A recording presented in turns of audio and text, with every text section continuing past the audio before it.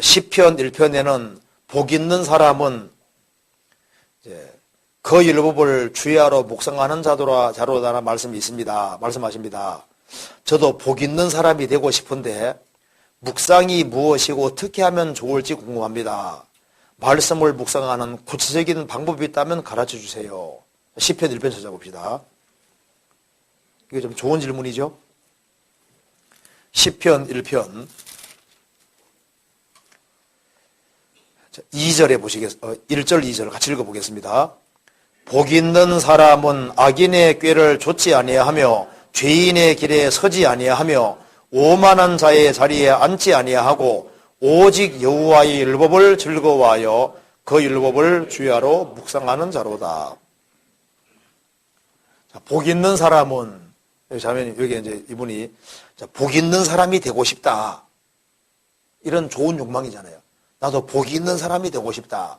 복이 있는 사람이 되기 위해서는 오직 여호와의 율법을 즐거워하여 그 율법을 주야로 묵상하는 자로다. 이렇게 되어 있으니까 나도 복이 있는 사람이 되고 싶고 그래서 성경을 정말 구체적으로 어떻게 묵상하는지를 알고 싶다. 좋은 질문을 했습니다. 그럼 어떻게 하는 것이 묵상하는 좋은 태도가 되고 방법이 될까? 성경 읽는 것과 묵상하는 건 전혀 다른 얘기입니다. 이 묵상이란 말을 가장 쉽게 올릴 수 있는 것이 소가 되새김질을 하는 거예요. 소가 풀을 뜯어 먹지 않습니까? 뜯어 먹으면은 그걸 그 다음에 시간 날 때마다 다시 끄집어 올려야 다시 다 되씹잖아요. 반복적으로 계속 되씹는 것이 소가 되새김질을 하는 것이 묵상이란 말하고 똑같은 말인 겁니다. 그래서 반복적으로 계속 되씹고 곱씹고 하는 것 자체가 묵상이라는 기본 뜻에 속하는 거예요. 자, 그래서 영어로는 메디테이션, 명상과 묵상이 똑같은 말인데요. 명상은 원래 동양 철학, 불교라든가 동양에 관계되는 겁니다. 명상은 가능하면 속을 비우는 거예요. 비우는 거고, 묵상은 채우는 겁니다.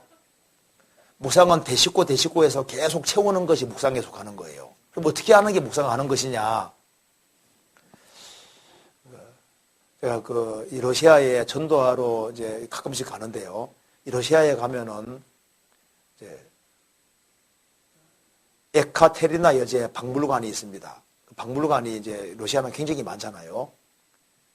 에카테리나 여제 그 궁전이 있는데 거기 가면은 진짜 그림들이 많이 있어요. 제가 몇 번 갔는데 뭐 봤는지 모르겠어요, 지금도. 왜냐하면 가이드 하시는 분이요, 이게 무슨 그림입니다 하고 그 다음 넘어가거든요. 그럼 또 쫓아가면 이게 무슨 그림입니다 막 넘어가는 거예요. 그래서 막 바쁘게 막 따라가다 보면 이제 나오는 거예요. 그래가지고 그 다음 가만 생각하면 뭐 기억이 별로 안 나요.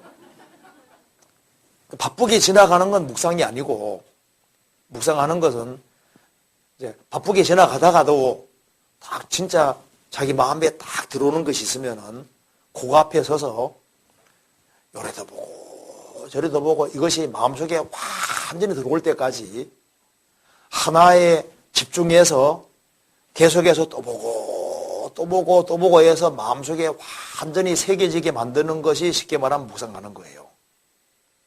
그러면 그 하나는 마음속에 확실하게 새겨지잖아요. 이제 그걸 가리켜서 이제 묵상한다는 것은 한 곳에 시간을 충분히 들이는 겁니다. 그래서 그것이 마음속에 완전히 딱 와닿을 때까지 쉽게 말해서 새겨서 안 지워지도록 새기는 그것이 쉽게 말하면 묵상인 거예요.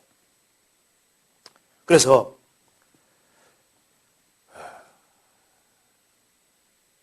시간 투자가 필요한 겁니다. 그래서 주야로 묵상한다 그래요, 주야로. 그러니까 자기가 일을 하면서도 그 성경에 자기 마음에 드는 중요한 부분을 곱씹고 계속 되씹고 해서 마음속에 새겨지도록 만드는 그 활동을 하는 것이 그게 이제 묵상하는 활동이라고 할 수 있는 거예요. 그래서 그 하나님 말씀이 자기 속에 애워질 뿐 아니라 그 사람 마음속에 딱 새겨져서 그것이 자기 마음속에 딱 와닿게 되면은 그 굉장한 영향을 미칩니다. 물가에 심기운 나무라고 표현되어 있잖아요. 3절에. 저는 시냇가에 신문나무라 그랬죠. 그래서 묵상하는 건 마치 뭐와 같냐면은 시냇가에 심기운 나무가 뿌리를 강변에 쫙 펼치고 강변에 펼치고 거기서 강에 있는 온갖 자양분들을 쫙 끌어들여서 정말 내 것으로 만드는 그것이 묵상하고 똑같은 거예요. 그래서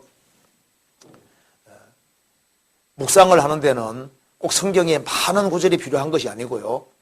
그래서 성경 읽는 가운데 가능하면 자기가 몇 장 읽으면 그 장 중에서 한 장을 딱 정하는 게 좋고, 한 장 정한 것 중에서도 자기가 자기 마음에 와닿는 부분을 딱 한 포인트를 택해서 그걸 또 보고 하면서 그것이 마음속에 새겨지도록 만드는, 그래서 이것을 이제 자기 생활에 적용도 해보고 여러 각도로 생각해보고 하면서 자꾸 이렇게 되씹는, 그렇게 해서 그것이 마음속에 확실히 와닿을 수 있도록 만드는 그 작업을 하는 것이 그게 묵상에 속한다고 할 수 있는 겁니다.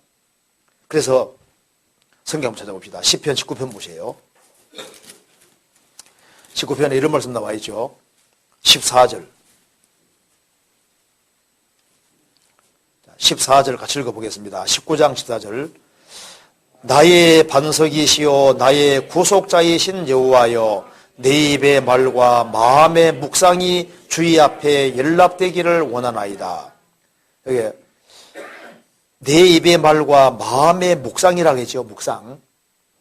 하나님 말씀을 되씹고 하면은 어떤 결과가 생기냐면은 묵상의 결과는 7절 이하가 생기는 겁니다. 하나님 말씀을 자꾸 묵상하고 되씹고 하면은 7절에 여호와의 율법은 완전하여 영혼을 소성케 하고 영혼에 힘을 주는 거예요. 예를 들어서 내가 너무 어려운 일을 당했을 때 감당할 이상의 시험을 안 준다는 성경 구절이 있잖아요. 사람이 감당할 시험 밖에는 너희에게 당한 것이 없나니 하나님은 믿보사 너희가 감당치 못할 시험 당함을 허락지 아니하시고 시험 당할 즈음에 또한 피할 길을 내사 너희로 능히 감당하게 하시느니라. 그 구절을 되씹고 한다 해봅시다. 그러면 구원받은 사람에게는 감당할 시험에 정말 이상의 시험을 정말 안 주시는구나. 그러면 내가 지금 어려움을 당하는데 내가 감당할 수 있기 때문에 주신 거구나. 그리고 시험 당할 즈음에 또한 피할 길을 주신다고 했으니까 피할 길 주시겠구나.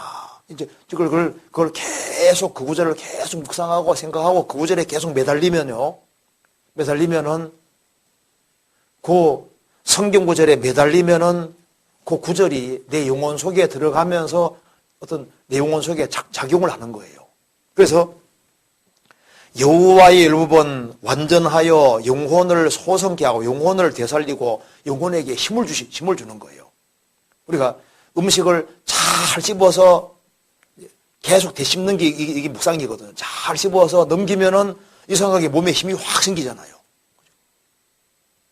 그처럼 하나님 말씀을 되씹고 하면은 묵상하는 가운데서 영혼을 소성케 하고 영혼에게 힘을 주는 겁니다. 그리고 여호와의 증거는 확실하여 우둔한 자로 지혜롭게 하며, 하나님 말씀을 묵상하면은 하나님 말씀이 마음속에 탁 새겨지기 때문에 하나님 말씀은 참이기 때문에 그 사람을 지혜롭게 만드는 거예요. 그리고 여호와의 교훈은 정직하여 마음을 기쁘게 하고 여호와의 계명은 순결하여 눈을 밝게 하도다. 묵상을 계속하면은 영혼의 눈이 밝아지게 돼 있는 거예요. 그래서 우리가 성경을 묵상할 때 특별히 예수님에 관한 부분, 하나님에 관한 부분 이런 것이 나오면은 더 주위에서 이렇게 관심을 가지고 그걸 계속 생각해 보는 것이 필요한 거예요. 성경 한번 찾아봅시다. 시편 145편에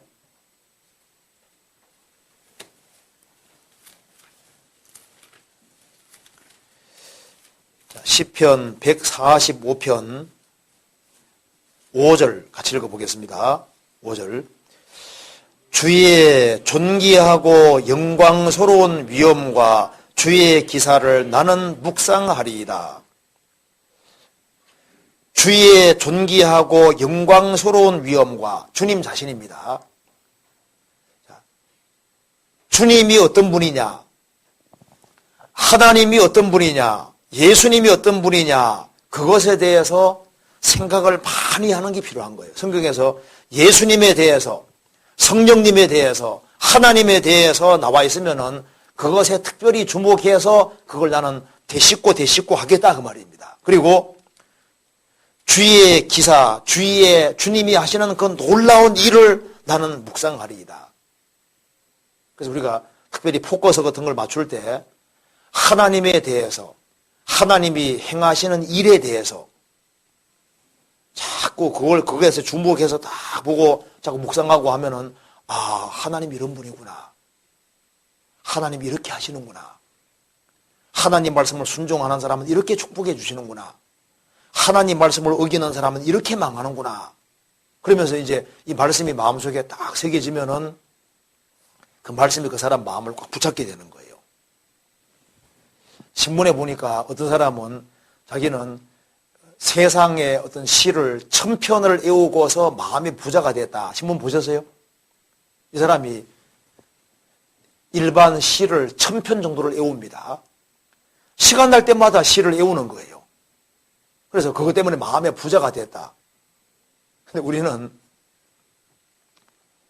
세상 시 말고 성경 구절을 가까이 하고 그걸 외워도 이걸 깊이 생각하지 아니하면 뜻을 뭔지를 알 수가 없어요. 그래서 외울 뿐 아니라 그걸 자꾸 생각을 하는 게 필요합니다. 생각을 하고 되씹는 것이 필요합니다. 그 환희 제이 크로스비 아시죠? 그 여자는 태어난 지 얼마 안 돼서 소경이 됐습니다. 그런데 부모님이 크리스찬이잖아요. 그래서 이 환희 제이 크로스비에게 성경 구절을 많이 암송을 시켰습니다. 그래서 그녀는 평생 소경으로 있었지만은 성경 구절을 많이 암송했고, 그래서 아무것도 안 보이니까 성경 구절이 마음속에 많이 들어가잖아요. 그래서 성경을 이제 암송을 하고 성경을 묵상을 하는 가운데 그래서 찬송시를 많이 지은 겁니다. 그래서 아마 찬송 중에 환희 제이 크로스비가 지은 찬송가가 한 사람으로 단독으로서는 제일 많이 들어와 있을 거예요. 환희 제이 크로스비. 그래서 부모님이 그 자녀에게 성경을 많이 암송시킨 그 기록합니다. 그래서 본인은 서로 얘기하잖아요. 내가 세상에 사물은 내가 못 보게 됐지만은 나는 성경을 암송하고 묵상하는 가운데 세상 사람 아무도 안 부러워한다. 나중에 주님 만나면 눈 뜰 때니까. 그래서 오히려 소경이 됨으로 인해서 세상 생활 살아가면 보지 말아야 될 것을 아예 처음부터 안 보게 됐으니까 나는 오히려 감사한다고 얘기를 하잖아요. 이 성경을 묵상하는 것은 아주 중요한 겁니다. 그래서 이제 성경을 읽는 가운데 자기가 필요하다고 생각하는 곳에 주목을 하면서 계속 되짚는 사람은 중요한 것들을 깨달을 수 있는 거예요. 자, 그 중에 제가 몇 가지 한번 예를 들어 보겠습니다. 누가복음 1장 찾아봅시다. 누가복음 1장 41절.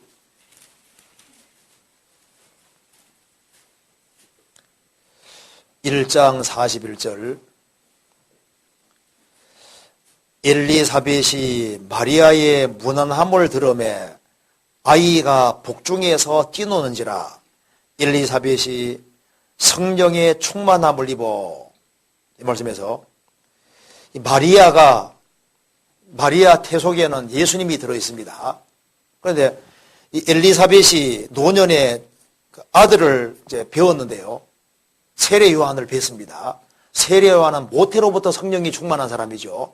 그런데 예수님 마리아가 다가오니까 태속에 있는 아기가 마리아의 무난함을 들으며 아이가 복중에서 뛰노는지라. 자, 아이가 복중에서 뛰노는지라. 마리아가 다가오니까 그 속에 예수님이 들어있는데 모태로부터 성령이 충만한 이 아기가 뱃속에서 뛰놀았다. 이걸 이 구절을 묵상한다 합시다. 왜 이게 아이가 복중에서 뛰놀아 모태로부터 성령이 충만한 이 아기가 복중에서 뛰놀았다. 이거 이제 한 곳에 포커스를 계속 기울이면 이 중에서 특징을 잡아낼 수 있는 겁니다. 성령이 충만한 사람의 특징이 뭐냐? 구세주 예수님이 나타나니까 아기가 막 기뻐했잖아요. 그잖아요. 그래서 성령이 충만한 사람의 특징 중에 하나가 구세주를 예수님에 대한 소리를 듣고 예수님에 대한 생각을 하고 예수님에 대한 것들이 나오면은 기뻐하고 즐거워하고 뛰노는 것이 이게 특징 중에 하나인 거예요. 그래서 아기가 복중에서 기뻐서 막 펄쩍펄쩍 뛰놀았다. 즐거워했다 그 말입니다. 기뻐했다 그 말이에요. 그래서 성령이 충만한 사람의 특징 중에 하나가 구세주를 예수님을 기뻐하는 거예요. 예수님을 기뻐하고 아주 크게 즐거워하는 것이 이제 성령이 충만한 사람의 특징 중에 하나다 그 말입니다. 그래서 시편 87편에는 거듭난 사람은 가르쳐서 춤추는 자라고 표현을 하고 있습니다. 이 법궤가 들어올 때 다윗이 춤춘 거 아시죠? 너무 기뻐 춤을 췄는데 그래서 하나님으로 인해서 기뻐하고 즐거워하는 그것이 성령이 충만한 사람의 특징 중에 하나라는 걸 우리가 알 수 있는 거예요. 그렇잖아요. 그래서 구세주로 인해서 기뻐하고 즐거워하고 우리 가운데 주님이 높아지는 것으로 인해서 즐거워하고 다른 영혼이 구원받는 걸 보고 정말 즐거워하고 그리고 그 하나님의 역사, 주님의 이름이 존귀케 되는 그것을 기뻐하고 즐거워하고 그것에 대해서 인생을 투자하고 이렇게 하는 사람은 그 성령이 원하시는 뜻을 행한다는 걸 우리가 확실히 알 수 있는 겁니다. 그렇잖아요. 그러니까 이제 성경 그냥 술술 넘어가면 잘 못 깨닫거든요. 그런데 이걸 성경에 대해서 집중을 하고 이제 성경 한 구절 한 구절을 마음속에 확실히 집어넣으려고 하게 되면은 시간 지나가면서 많이 깨달아지게 돼 있는 거예요. 성경 누가복음 2장 봅시다. 2장 6절.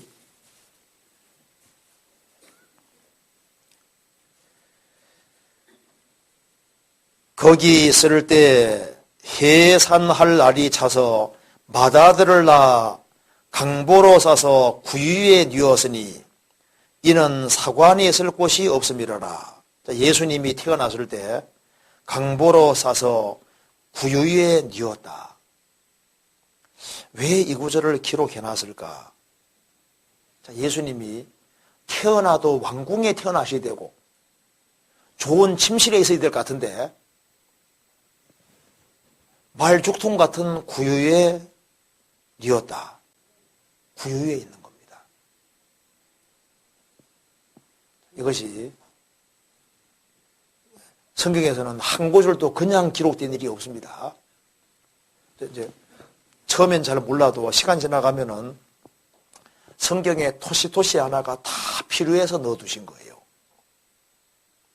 그래서 성경이 말씀하기를 하나님의 말씀은 순결하며 흙도가니에 7번 단련한 은 같도다. 그러니까 흙도가니에 이제 은이 한 번 들어가서 나오도 깨끗해지는데 7번 들어가서 나오면 불순물은 다 떨어진 거잖아요. 성경에는 불순물은 다 떨어지고 필요한 말만 딱 들어있는 거예요. 성경에는 필요 없는 구절이 한 구절도 없습니다. 누가복음 16장에 보면은 율법의 한 획이 떨어짐보다 천재 없음이 쉽다 그랬죠.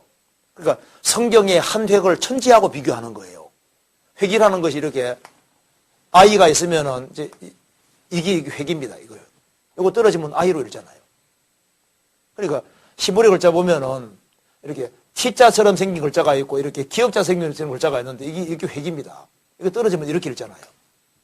그러니까 성경의 한 획을 천지하고 비교하고 있으니까 필요한 말만 다 집어넣기 때문에 성령께서 성경 기록할 때 한마디 한마디를 집어넣을 때 그냥 집어넣은 게 아니라 필요하기 때문에 사실 다 집어넣은 거예요.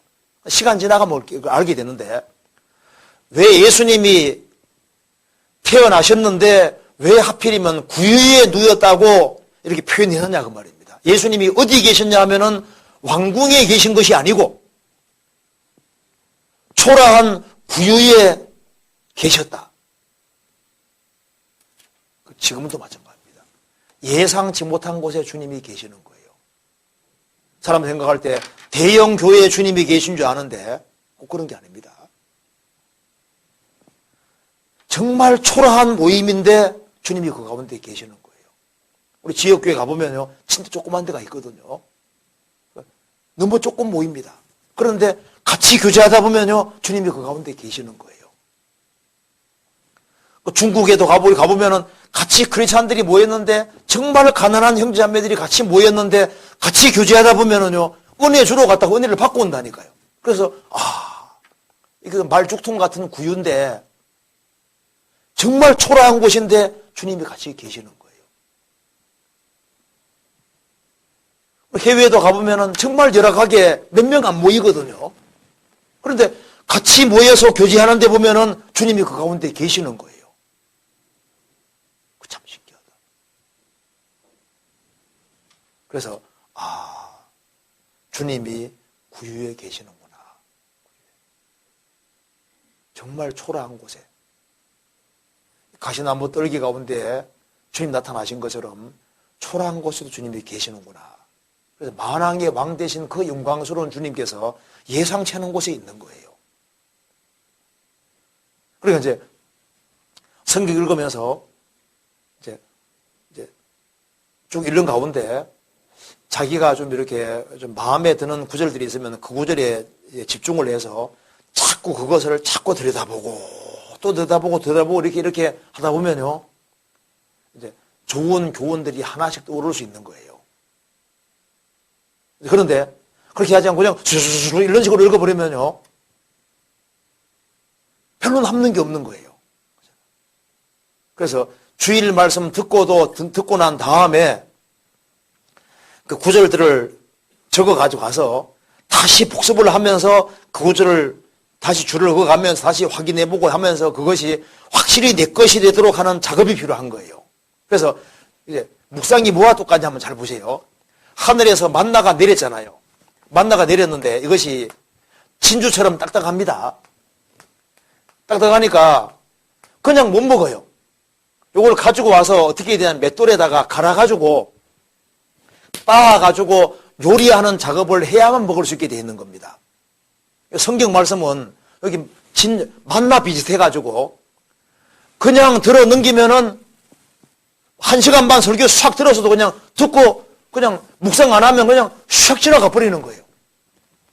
그런데 그걸 싹 걷어가지고 집에 가지고 가서 이제 이걸 빻아가지고 요리해가지고 과연 그런지 안 그런지 내가 확인하면서 이것을 내 마음판에 새기는 작업을 해야 되거든요. 그게 묵상이다 그 말입니다. 그러면은 마음속에 과연 성경 그렇게 되어 있구나. 그러면은 성경이 딱 믿어지면은 성경이 믿어지는 만큼 그 사람이 믿음이 점점 자라게 되는 거예요. 성경은 만나하고 똑같습니다. 그래서 왜 신앙이 빨리 성장하지 못하냐 하면은 주일날 말씀 듣고 들었지만은 1시간 반 동안 말씀이 쫙 나오는데 그냥 듣고 슉 지나가잖아요. 그 다음에 그걸 거두어가지고 집에 가서 빻아서 요리를 안 하는 거예요. 그러니까 묵상을 안 했다 그 말입니다. 그렇게 하니까 자기한테 힘이 안 되는 거예요. 여기 이제 오늘 참석하신 분들이 정말 하나님 말씀을 한번 듣고 난 다음에 그걸 다시 이제 성경 찾아가지고 다시 확인해 보면서 야, 성경에 정말 그렇게 돼 있네 하면서 이걸 되씹어서 내 것이 되게 하는 그 작업을 해야 되는데, 그러니까 한 달 성경 배우고 난 다음에 시험을 사실 쳐야 되는 거예요. 시험을 한 번씩 치면요 다 복습하고 이렇게 해가지고 실력이 쓸 텐데, 세상에 구원받은 지 1년, 2년, 3년, 4년, 5년 지금 성경대학에 이제 영생대학 입학했는데 지금 세월이 얼마나 지났는데 너무 모르는 거예요. 그렇죠? 이게 안 새겨져 있는 거예요. 성경 한번 찾아봅니다. 누가복음 3장에 3장 1절 티베리오 가이사가 위에 쓴 지 15해 곧 본디오 빌라도가 유대의 총독으로 헤롯이 갈릴리의 분봉왕으로 그 동생 빌립이 이두레와 드라고니 지방의 분봉왕으로 루사니아가 아빌레네의 분봉왕으로 안나스와 가야바가 대제사장으로 있을 때 하나님의 말씀이 빈들에서 사가랴 아들 요한에게 임한지라. 이 구절을 묵상한다 생각해 봅시다. 이 디베리오 가이사가 위에 있는 이 시대에 안나스와 가야바가 대제사장으로 있는데, 대제사장은 하나님과 제일 가까운 사람이잖아요. 예루살렘에 성전이 있고 하나님을 가장 가까이 섬기는 사람들이 여기에 가야바와 안나스가 대상인데, 하나님 말씀은 누구에게 임했냐 하면은 빈들에서 사가랴 아들 요한에게 임했다. 우리 생각 같아서는 가야바와 안나스가 대상으로 있으니까 가야바와 안나스에게 임해야 되는데, 가야바와 안나스에게 임한 것이 아니라 저 빈들에 있는 세례 요한에게 임했다. 하나님 말씀이 누구에게 내려왔냐 하면은 빈들에 있는 세례 요한에게 내려왔다 그 말입니다. 이쪽에는 대접 잘 받으면서 호의호식 하면서 대제사장으로 있으면서 사람에게 떠받침 받으면서 있잖아요. 그러면서 대제사장으로 있지만 하나님을 진짜 기대는 게 아닌 거예요. 세례 요한은 빈들에 있습니다. 아무에게도 의존하지 아니하고 전적으로 빈들에 있으니까 메뚜기와 석청 먹었다고 되어 있잖아요. 그런 야인이고 눈에 보이는 세력에 기대는 사람이 아닙니다. 왜 세례 요한에게 임했냐면 그는 빈들에 있었고 살아계신 하나님을 진짜 의지했던 거예요. 그러니까 하나님이 그 사람에게 말씀이 임하잖아요.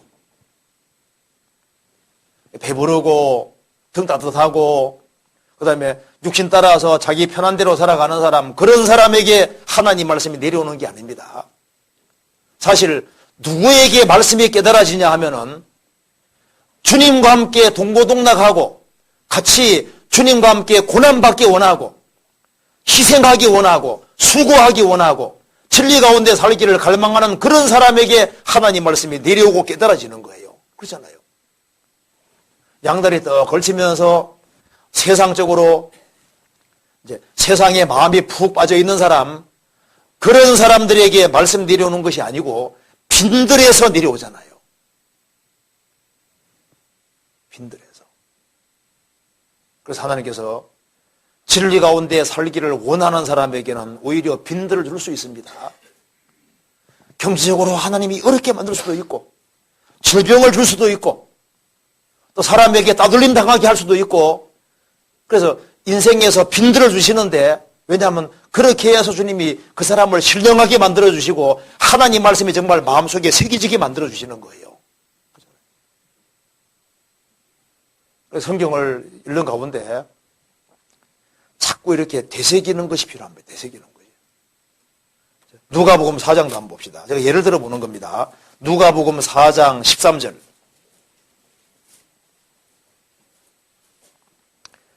한번 같이 읽어보겠습니다. 마귀가 모든 시험을 다한 후에 얼마 동안 떠나니라. 이걸 계속 묵상한다 해봅시다. 마귀가 모든 시험을 다한 후에, 마귀가 예수님도 시험했구나. 예수님을 시험한 마귀가 나 시험 안 하겠냐 그 말입니다. 그래서 크리스찬도 마귀가 시험할 수 있구나. 그리고 얼마 동안 떠나니라. 시험을 다한 후에 마귀가 예수님을 영원히 떠난 게 아니죠. 얼마 동안 떠나니라. 틈이 있으면 또 다가오는 거예요. 예수님이 죽으시겠다고 하니까 베드로가 주여 그리하지 마옵소서. 그 일이 결코 예수님께 임하지 않을 겁니다. 예수님이 사탄아 물러가라 그랬죠. 또 사탄이 또 가까이 왔던 거예요. 우리 신앙생활도 마찬가지입니다. 나는 이제 어느 정도 신앙이 성장했다.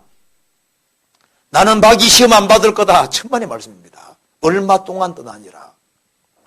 또 다가옵니다. 그래서 성경이 말씀하기를 선던 줄 생각하는 자는 넘어질까 조심하라.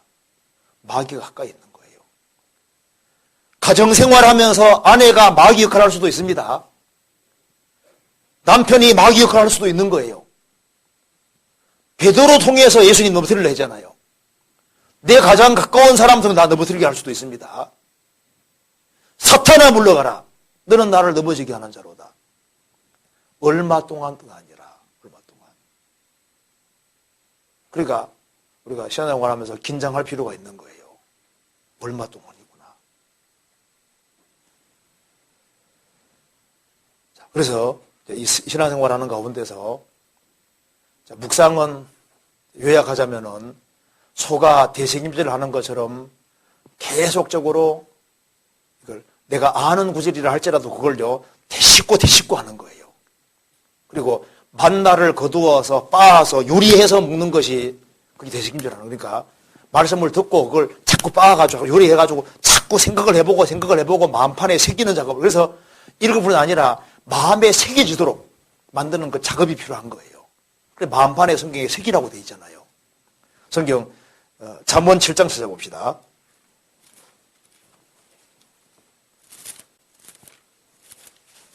잠언 7장